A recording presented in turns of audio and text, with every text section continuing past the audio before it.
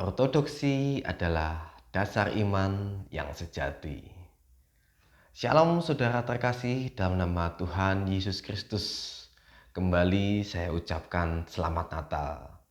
Terima kasih senantiasa belajar bersama menumbuhkan iman kita menjadi serupa dengan Kristus di channel Sulis Jeblek. Kalau di video yang sebelumnya kita telah belajar yang pertama mengenai makna anak Allah bagi Yesus. Kemudian kita juga belajar mengenai historisitas Natal 25 Desember. Yang terakhir yang baru saja saya upload, yaitu kita belajar mungkinkah Yesus lahir tanggal 25 Desember?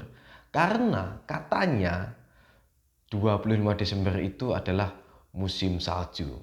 Saat ini kita masih di tema Natal. Kita akan membahas salah satu topik yang menarik dan masih hangat di sosial media.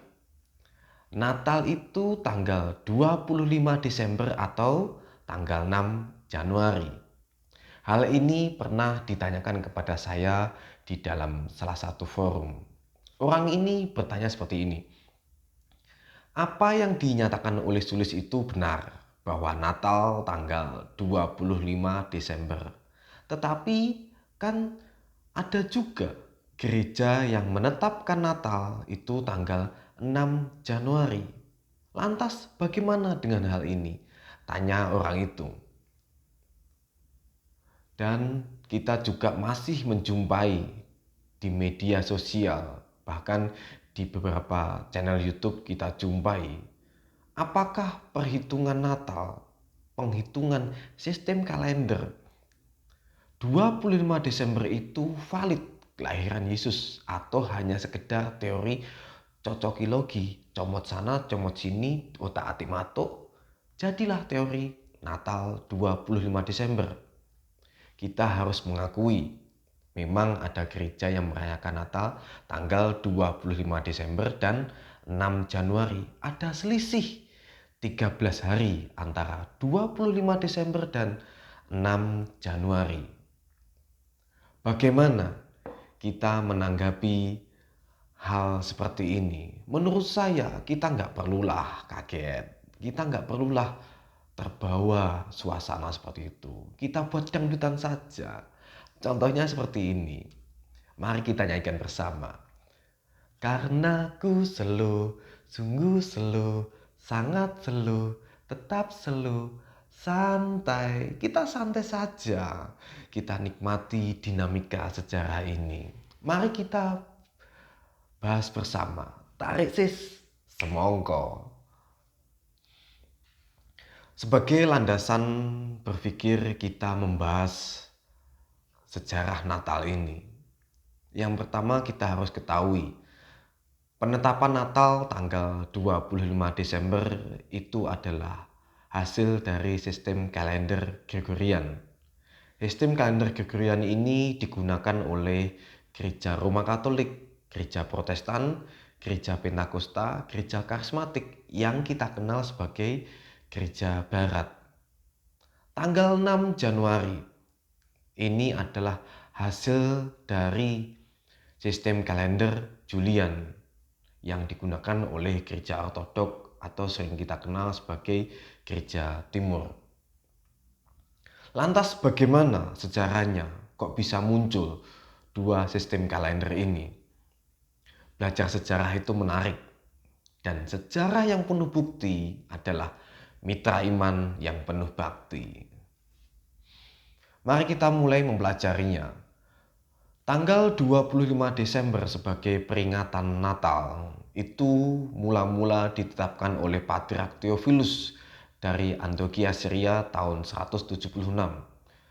Patriark Theophilus ini merupakan murid dari Rasul Petrus dan Rasul Paulus, di mana Patriark Theophilus menyatakan kita harus merayakan hari kelahiran Tuhan kita setiap tanggal 25 Desember jatuh pada hari apapun. Entah itu Senin, Selasa, Sabtu, Minggu, nggak masalah harinya apa. Yang penting 25 Desember adalah hari kelahiran Yesus Kristus.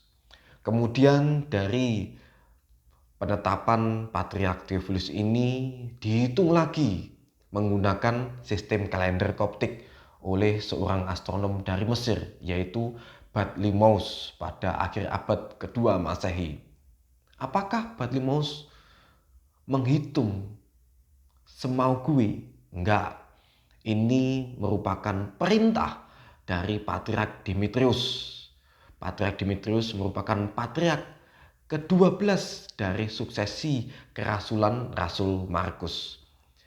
Kalender Koptik dihitung berdasarkan penampakan bintang Sirius. Dan ini sangat menarik sekali.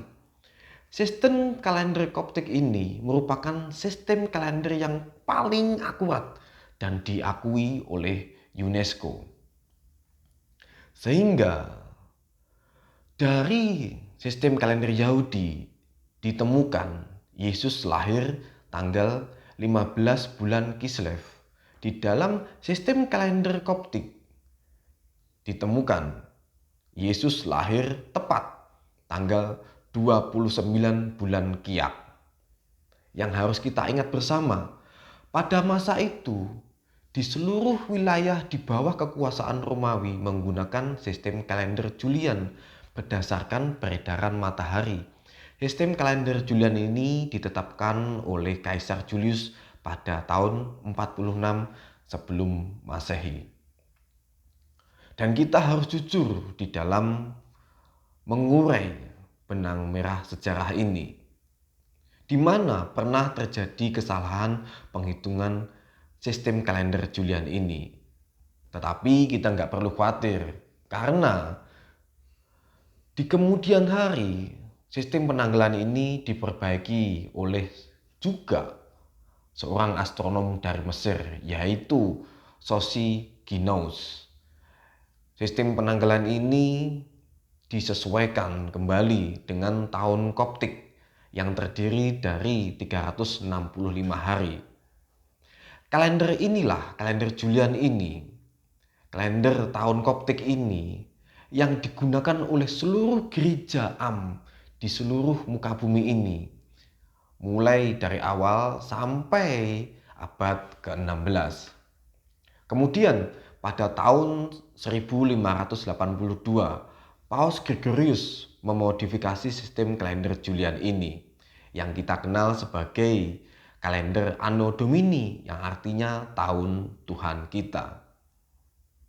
Berdasarkan perhitungan Paus Gregorius ini, penetapan tahun baru dihitung dari kelahiran Yesus Kristus tanggal 25 Desember. Loh, bagaimana mungkin penetapan tahun baru berdasarkan kelahiran Yesus Kristus tanggal 25 Desember? Apakah tahun barunya tanggal 25 Desember? Tidak. Kita harus ingat, ini merupakan pelestarian tradisi Yahudi, di mana di dalam tradisi Yahudi seorang anak laki-laki pada hari ke-8 itu disunat dan diberi nama atau dikenal dengan istilah Bri Hamilah. Perjanjian sunat kita bisa melihatnya di kitab Kejadian 17 ayat 12. Hal senada juga diungkapkan oleh Hippolytus. Ini dokumennya. Ini dokumen dari Hippolytus. Hippolytus merupakan murid dari Irenaeus. Irenaeus merupakan murid dari Polikarpus. Polikarpus merupakan murid dari Rasul Yohanes. Kesinambungannya tetap terjaga, sehingga apa yang kita imani berdasarkan bukti-bukti sejarah itu adalah valid. Hippolytus pada tahun 202 di dalam komentari kitab Daniel, ini dokumennya, Hippolytus menyatakan 8 hari dalam tradisi Yahudi adalah hari di mana seorang anak laki-laki disunat dan diberi nama, yang artinya anak itu diperhitungkan kehidupannya. Hal ini juga berlaku bagi Yesus di dalam kemanusiaannya. Hari ke-8 pasca 25 Desember itu tepat Januari. Bagaimana? Jangan salah paham. Kita gunakan perspektif kekristenan di dalam menghitung hari-hari ini. Mari kita mulai. Yang pertama, hari pertama, 25 Desember, 26 Desember, 27 Desember, 28 Desember, 29 Desember, 30 Desember, 31 Desember, tanggal 1, tepat. 8 hari pasca 25 Desember itu adalah tanggal 1 Januari. Inilah yang menjadi penetapan awal tahun baru Masehi. Kalau boleh saya katakan, tahun baru sama dengan kehidupan baru. Bagaimana hal ini bisa terjadi? Kok ada gereja yang menetapkan Natal 25 Desember dan ada yang menetapkan Natal tanggal 6 Januari? Ini merupakan cara penghitungan. Maksudnya apa? Gereja yang menggunakan atau yang menetapkan Natal 25 Desember itu mengikuti tradisi Yahudi di dalam menetapkan Paskah. Gereja Barat yang tadi saya jelaskan, Gereja Roma Katolik, Gereja Protestan, Gereja Pentakosta, itu mengikuti tradisi Yahudi di dalam penetapan Paskah. Paskah Yahudi itu tepat pada bulan purnama musim semi. Padahal tradisi Yahudi menggunakan sistem kalender bulan, sedangkan Gereja Barat menggunakan sistem kalender matahari, di mana dalam sistem kalender bulan ini dalam satu tahun hanya ada 354 hari. Di dalam sistem kalender Gregorian itu 364 hari. Ada selisih 10 hari. Bagaimana ini? Paskah Yahudi selalu tepat pada bulan purnama. Gereja Barat yang mengikuti tradisi ini, yang menggunakan kalender matahari, memiliki konsekuensi logis, di mana pada beberapa momen Paskah itu jatuh sebelum dan sesudah bulan purnama, sehingga Gereja Barat harus menyesuaikan Paskahnya. Apakah ini berarti terjadi kesalahan? Tidak terjadi kesalahan. Ini hanya sistem kalender saja yang harus kita perhatikan. Sedangkan Gereja Timur, Gereja Ortodok yang kita kenal, itu menggunakan sistem kalender Julian, yang mana perayaan Paskahnya ditetapkan selalu hari Minggu. Entah itu tepat pada bulan purnama atau tidak. Mengapa hal ini terjadi?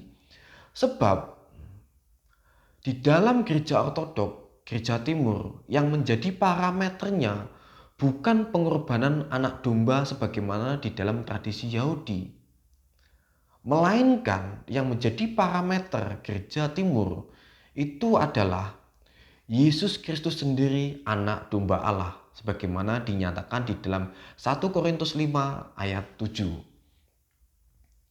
Sebagai contoh perbedaan kalender di dalam kalender Gregorian. Yang pertama, pada tanggal 5 Oktober tahun 1582, perayaan Paskah maju 10 hari. Menariknya, ada satu hari yang hilang dalam satu tahun, yaitu di tahun 1700, 1800, dan 1900. Akibatnya, antara sistem kalender Julian dan sistem kalender Gregorian ini yang kita ketahui bersama tadi, ada selisih 10 hari. Ini juga ditambahkan dengan hilangnya satu hari pada tahun 1700, 1800, dan 1900. Ditambah 3 hari. 10 hari perbedaan sistem kalender Julian dan Gregorian ditambah 3 hari tahun 1700, 1800, 1900. Total ada 13 hari. Sehingga kita menemukan jawabannya. Tanggal 25 Desember dalam sistem kalender Gregorian, 6 Januari dalam sistem kalender Julian, terjadi perbedaan 13 hari, inilah sejarahnya. Apakah ini berarti Natal gereja barat dan timur itu berbeda? Tidak. Saya sudah jelaskan, ini tidak berbeda, ini tidak masalah.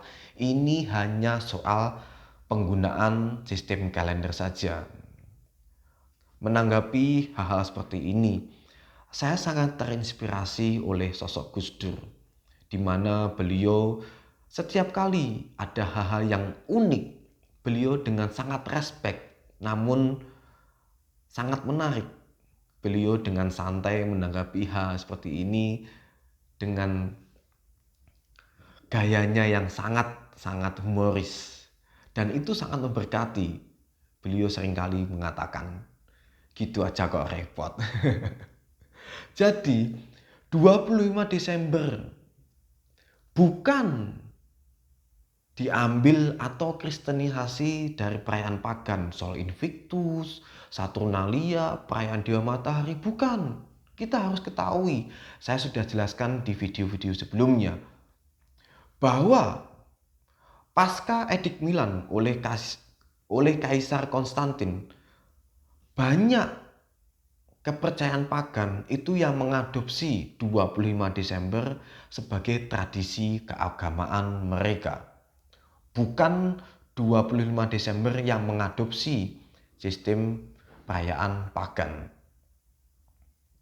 Sehingga kalau boleh kita membuat kesimpulan di sini, tanggal 25 Desember atau 6 Januari kita merayakan Natal, kelahiran Yesus Kristus, anak Allah yang tunggal, juru selamat dunia. Hari ini 1 Januari 2021, awal tahun yang baru, kita merayakan Yesus disunat dan diberi nama Immanuel.